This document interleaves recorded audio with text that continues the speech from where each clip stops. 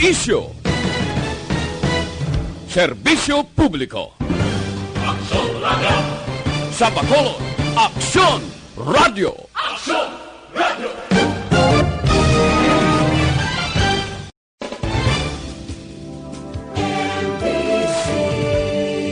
Manila Broadcasting Company. Sa balita. Komentaryo. Aksyon Radio Philippine Standard Time, las 6:36. This time check is brought to you by ACS Manufacturing Corporation, ISO certified, world-class quality. This time check is brought to you by Ibuprofen and Paracetamol Alaxan FR. Panalo sa bilis, panalo sa laban, Alaxan FR. Dunkin' Donuts, pasalubong ng bayan. Aksyon Reports, second portion. Di kalidad, kag madalong ng mga analisis sa pinakainit na balita sa bilog na probensya kag nasyon. Aksyon Reports, second portion. Patas kag balanse na komentaryo sa mga issues kag mga balita nga nagaapekto sa mga pumuluyo sa adlaw-adlaw nga tanan. Aksyon Reports, second portion. Upod sa veterano kag respetado nga komentarista. Aksyon Fred Salanga. Karon nga adlaw, Martes, Pitsa 14 na, bulan sang Hulyo, tuig 2020. Ano ang mga balita kag mga isyo para karon nga adlaw? Unahon ko niyo, ang Boracay sa una, isa sa ginahandom sang mga turista sa bilog nga kalibutan. Porte ni. Pag boom sang Boracay, sos, do mga uhong nga nagtilindog ang dalagko nga mga hotel. Ang tanan nga mga bangko sa bilog nga kalibutan nagbutang branch dira sa Boracay. Hanuton ka COVID-19 pandemic, ang Boracay subong gapangabay na. Buligan, bangod, matuod kuno nga abierto ang Boracay subong, pero wala biyahe ang eroplano. Kung pamatian ta, ang representante sang Aklan si Chudurico Hariscobla, sila niya gutom gid. 62,000 ka mga worker gapangatubang gutom. Wala sang nagapadulong nga turista sa Boracay. Wala turista, wala kwarta. Kay ang ekonomiya dira sa Aklan na sintro lang sa Boracay. Ti bangod kay wala sang ginabiyahe sa eroplano, wala turista, gutom. Ang karon ginaantos nila ang mga worker ti kung ikaw daga trabaho sa dagko nga mga hotel ti natural pahuway kanay kay wala customer. Wala sang nagapadulong kay wala biyahe ang eroplano. Lantawab la kung daw ano kadako sini sang income sang Boracay, sang una, naga-attract ini siya sang 2 ka milyon ka mga turista kada tuig. Galing sa itong tuig 2018, siling ni Presidente Duterte siling niya, sirhan tanan anong kabulan na. Agod nga lubaron ang pila ka mga problema kahigko kag iban pa. Ti karon kahapon gaalungay sila baw niya maluoy man kamo sa Boracay. Ibalik yun na ang biyahe. Wala gid turista. Kung wala turista, wala kwarta. Aksyon Radio Philippine Standard Time, alas 6:39. Mabalik kami pagkatapos ini.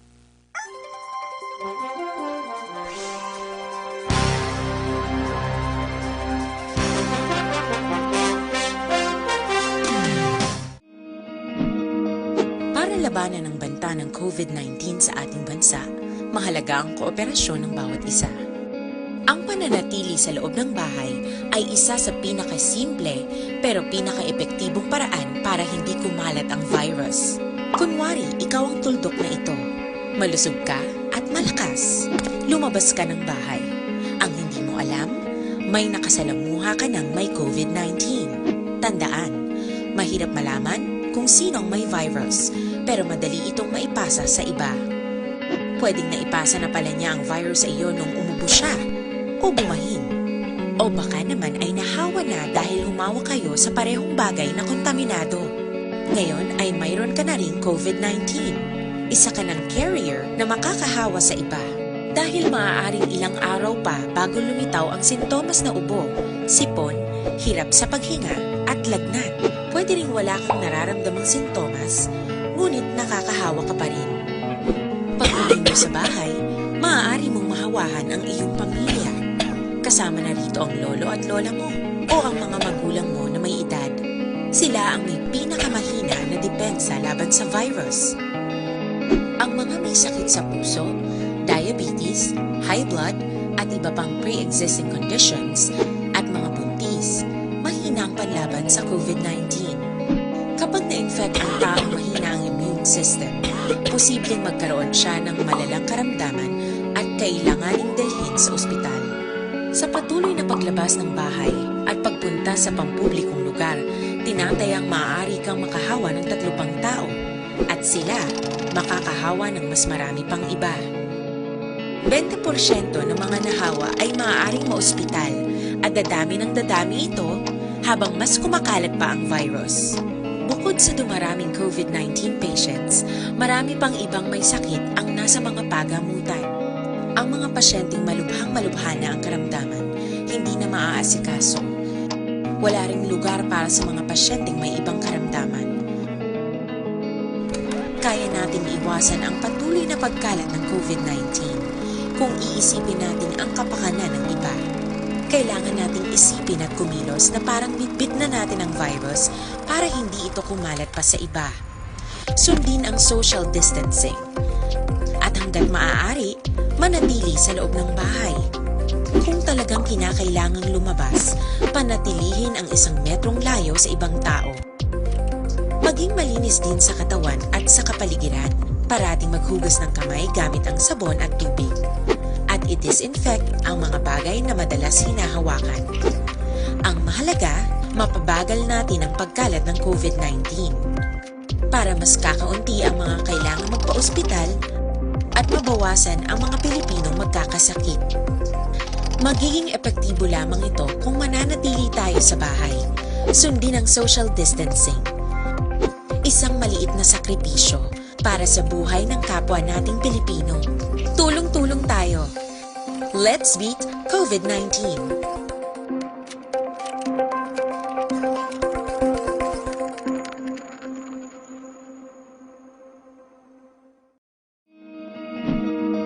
Para labanan ang banta ng COVID-19 sa ating bansa, mahalaga ang kooperasyon ng bawat isa.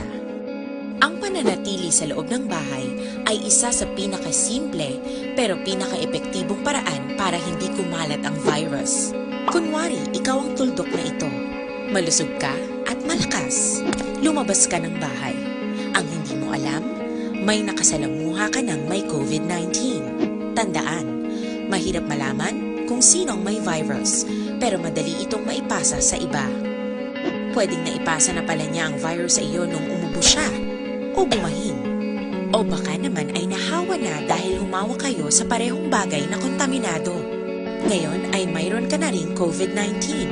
Isa ka ng carrier na makakahawa sa iba. Aksyon Radio Philippine Standard Time, alas 6:44 na.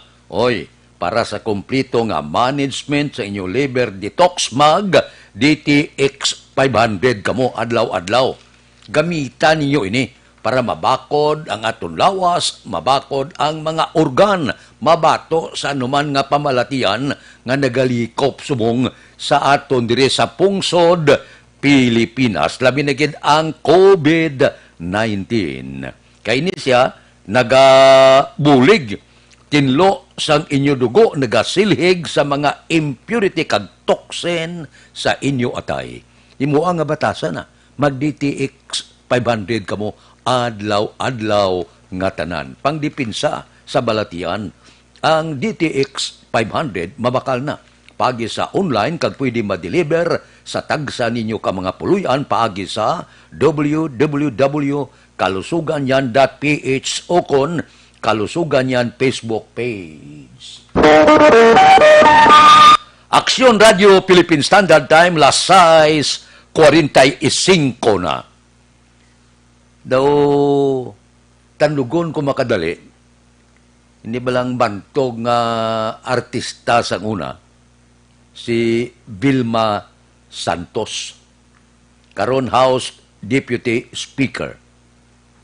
Upod siya sa administrasyon ni Presidente Rodrigo Duterte. Pero, pag binutuhay sa prangkisa sang television network, ay, ang butaraya no. Nga dapat tagaan prangkisa ang among television network. Believe ko ni kay Vilma mo. Siling niya gani kahapon niya. Ako independente ako. Ang pauna-una ko independente.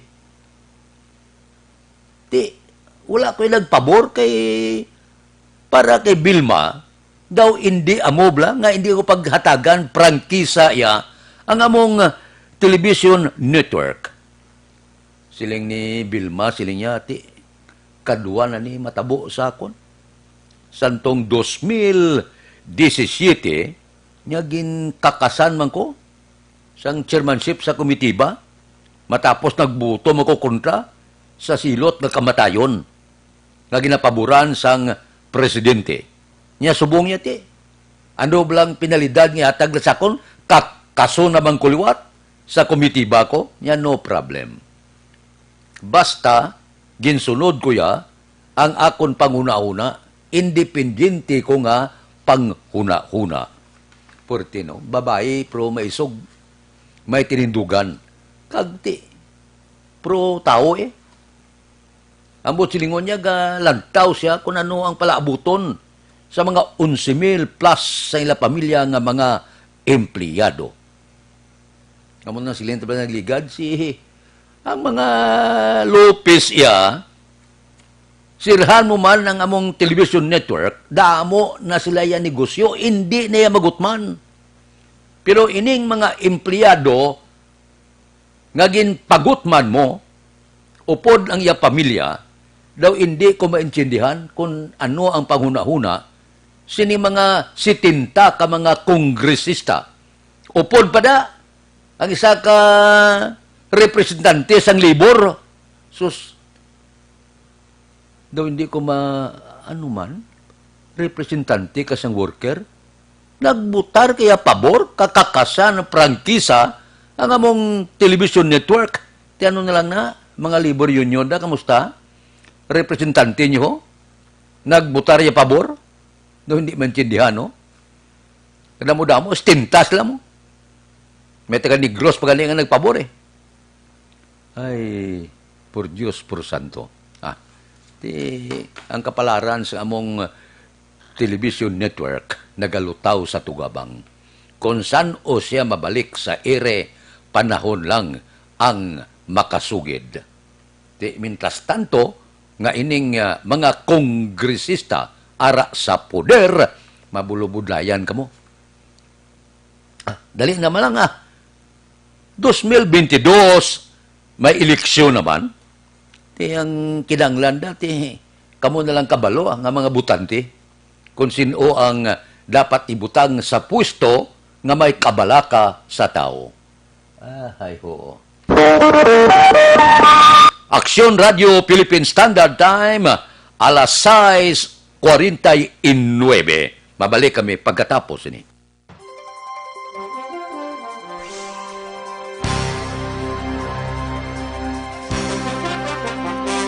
Sa dinami-dami ng usapin ngayon tungkol sa COVID-19, nangingibabaw ang tanong tungkol sa expanded testing. Ano nga ba ang expanded testing? Bago natin sagutin ito, mahalaga munang malaman natin kung ano ang confirmatory test para sa sakit na COVID-19. Ang reverse transcription polymerase chain reaction o RT-PCR ay isang laboratory test na tumutukoy sa mismong virus sa loob ng tao. Ang RT-PCR ang siya lamang test na ginagamit upang makonfirm ang sakit na ito.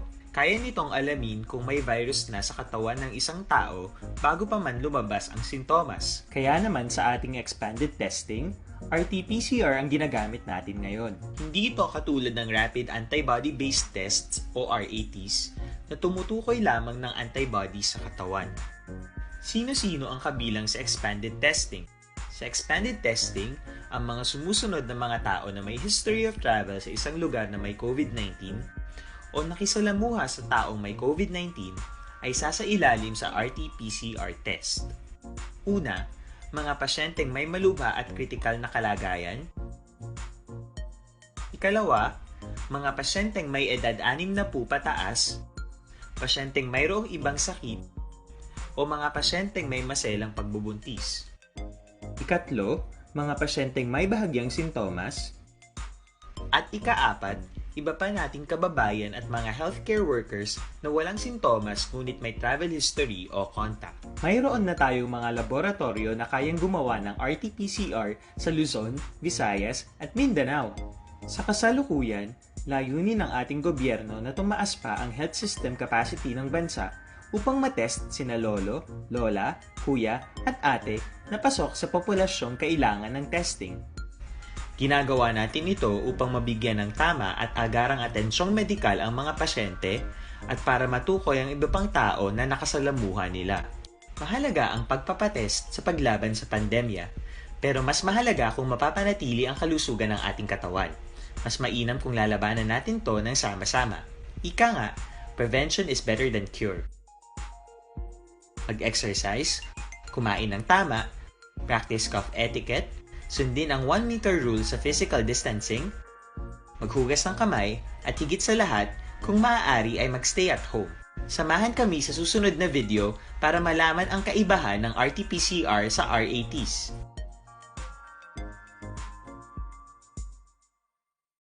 Sa dinami-dami ng usapin ngayon tungkol sa COVID-19, nangingibabaw ang tanong tungkol sa expanded testing. Ano nga ba ang expanded testing? Bago natin sagutin ito, mahalaga munang malaman natin kung ano ang confirmatory test para sa sakit na COVID-19.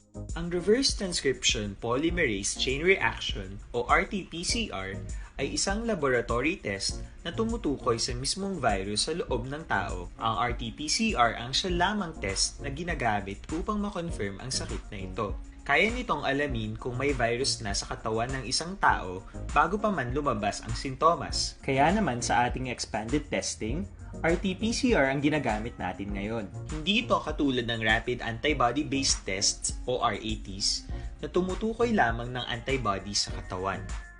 Sino-sino ang kabilang sa expanded testing? Sa expanded testing, ang mga sumusunod na mga tao na may history of travel sa isang lugar na may COVID-19 o nakisalamuha sa taong may COVID-19 ay sasailalim sa RT-PCR test. Una, mga pasyenteng may malubha at kritikal na kalagayan. Ikalawa, mga pasyenteng may edad 60 pataas, pasyenteng mayroong ibang sakit, o mga pasyenteng may maselang pagbubuntis. Ikatlo, mga pasyenteng may bahagyang sintomas. At ikaapat, iba pa nating kababayan at mga healthcare workers na walang sintomas ngunit may travel history o contact. Mayroon na tayong mga laboratorio na kayang gumawa ng RT-PCR sa Luzon, Visayas at Mindanao. Sa kasalukuyan, layunin ng ating gobyerno na tumaas pa ang health system capacity ng bansa upang matest sina lolo, lola, kuya at ate na pasok sa populasyong kailangan ng testing. Ginagawa natin ito upang mabigyan ng tama at agarang atensyong medikal ang mga pasyente at para matukoy ang iba pang tao na nakasalamuha nila. Mahalaga ang pagpapatest sa paglaban sa Aksyon Radio Philippine Standard Time, alas 6:55 na. Oy, ang Federal Lending Corporation kag Metropole Lending Corporation padayon na nagapahibalogid sa inyo, gabaton na sila loan application kag loan renewal. Kung mag-loan kamo, diri kamo sa Federal Lending Corporation. Nga man, masyado kanubo sang saka. Hindi ka mag-antos bayad bala para sa chattel, ATM loan ninyo, business loan, salary kag bonus loan, real estate mortgage, car or truck financing, GSIS, SSS pension loan, agricultural loan, parehas ang crop loans, allotment loan, housing loan for construction kag renovation. Sa Federal Lending Corporation kamukadto, ara sila sa second floor Carmen Building, Lizares Avenue, Bacolod City. Kontak mo 0922-294-6862 or 0905-438-9450. I-email sila federlep17@yahoo.com. Facebook, Federlep Lending Corporation. May mga satellite sila nga opisina sa Corner Yungki, Dalangoria, La Carlota City. Kontak mo 0908-447-1495. May araman sa Dalan Mabini, Sonpordas Talisay. Kontak lang 0947-605-5543. Kung mag-loan ka now na, Federal Lending Corporation, second floor Carmen Building, Lizares Avenue, Bacolod City. Aksyon Radio Philippine Standard Time, las 6:56 na. Dali lang. Daw na intriga ako niyo sa mando ni Presidente Rodrigo Duterte sa kapulisan. Nya ipatuman na ang mga naga-egg-sister nga layi. Pinalidad sa pag-inom sa makahulubog nga ilimnon, pagpanigarilyo, paglakat sa dalan nga wala bayo, kaaraw kay nga sobra, sa oras na nga perti kagahod.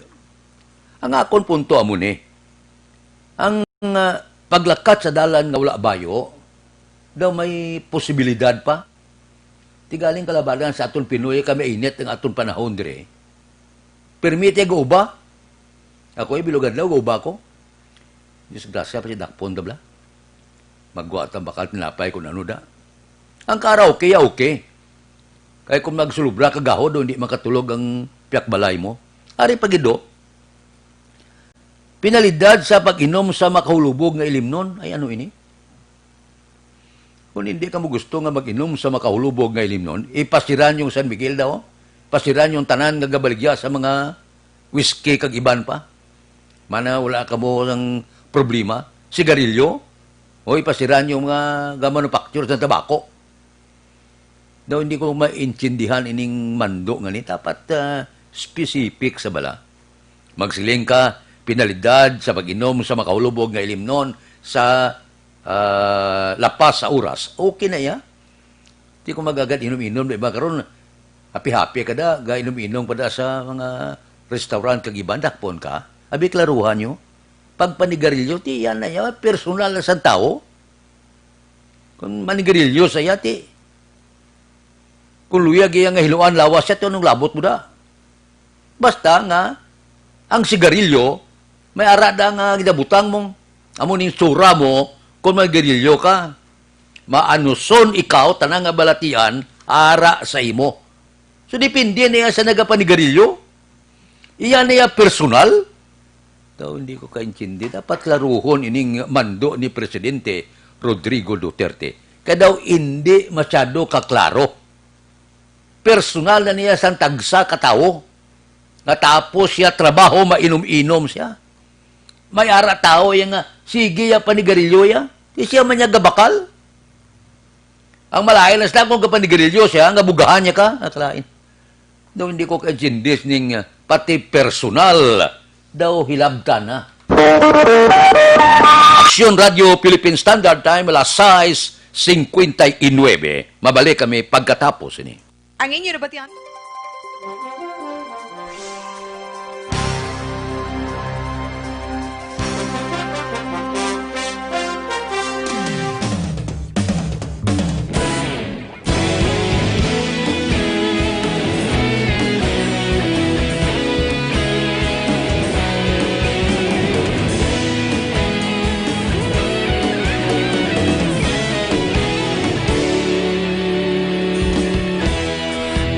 Simbanwa, mabugaw nga hangin nagadapyan na.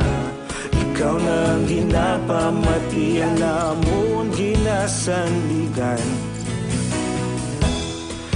Sulok sang probinsya, kamatuuran ginapalap na.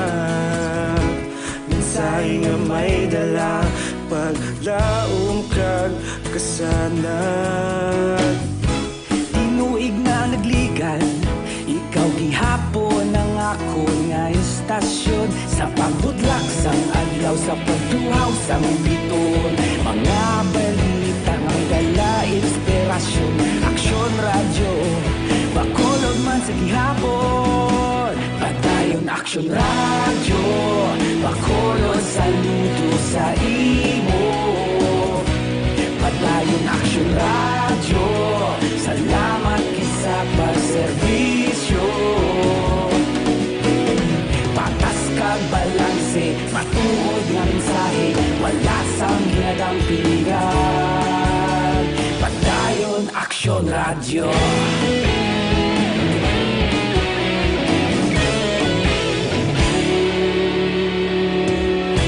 Pagkolon kag Negrosanon, inyong nga pamatian.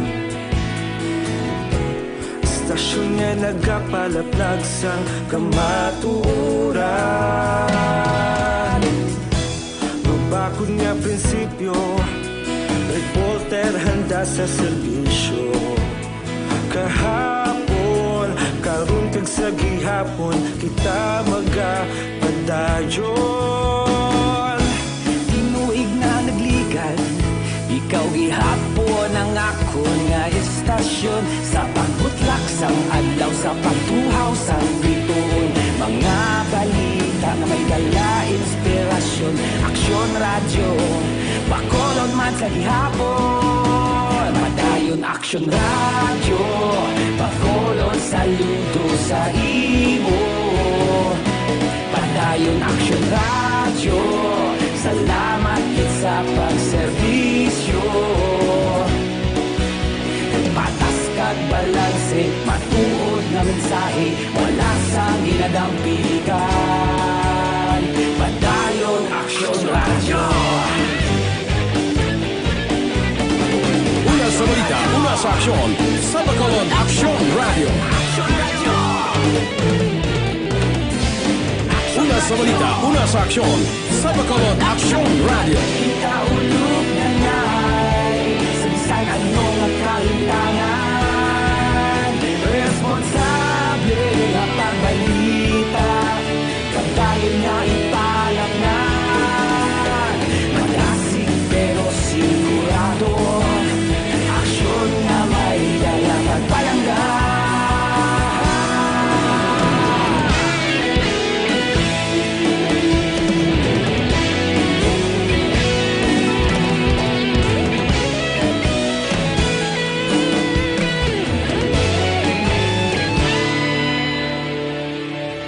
Padayon aksyon radyo, bakolod saludo sa imo.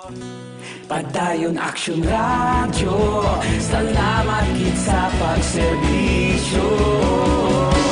Padayon aksyon radyo, bakolod saludo sa imo. Padayon aksyon radyo, salamat kit sa pagserbisyo.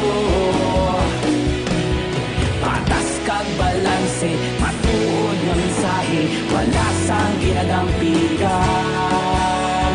Padayon aksyon radyo.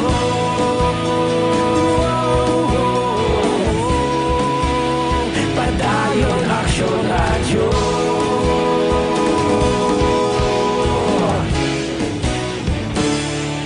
Padayon aksyon radyo.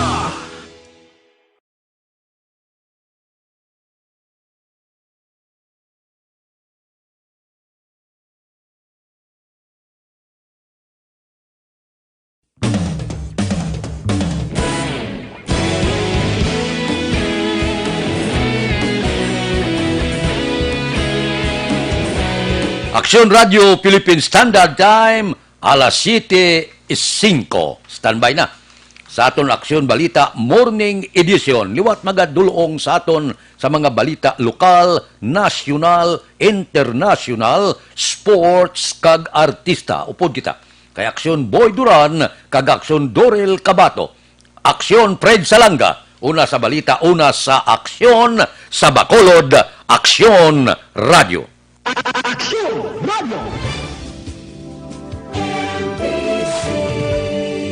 Manila Broadcasting Company.